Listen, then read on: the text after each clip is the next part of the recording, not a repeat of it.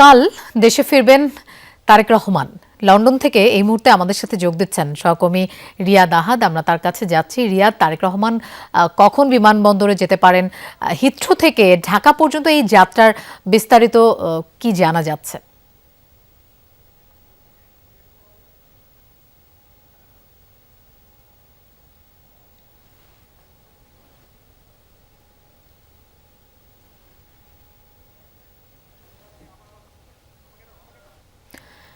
রিয়াদ আহাদ আমাদের সাথে যুক্ত হয়েছেন।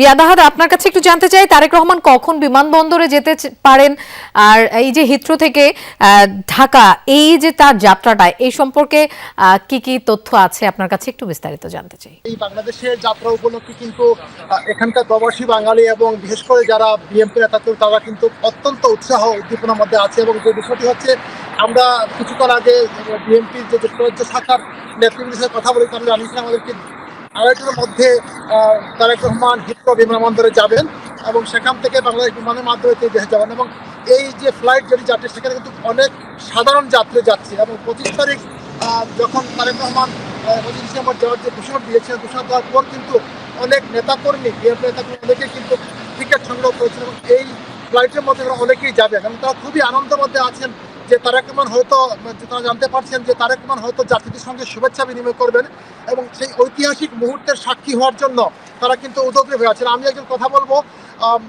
যুক্তরাজ্য তারেক আরাফাত রহমান পক্ষ স্মৃতি সংসদের সদস্য সচিব আজিমউদ্দিনের সঙ্গে। তিনি কিন্তু যেতে চেয়েছিলেন বাংলাদেশে, কিন্তু যেতে পারেননি, টিকিট পাননি। তার এক বন্ধু তারা যাচ্ছে সেই ফ্লাইটে এবং তার বন্ধু সাথে কথা বলেছেন এবং তিনি কি বলেছেন যে তার যে অনুভূতিটা কীরকম লাগছে তার। তিনি অনেক আবেগ আপ্লুত, আনন্দিত, কারণ একটা ইতিহাসের মহেন্দ্রক্ষণে উনি সাক্ষী হতে যাচ্ছেন। বাংলাদেশের মানুষ, লক্ষ কোটি মানুষ ওনার জন্য অপেক্ষায় আছে। এই সফরের সঙ্গীত করে উনি গর্বিত এবং আনন্দিত।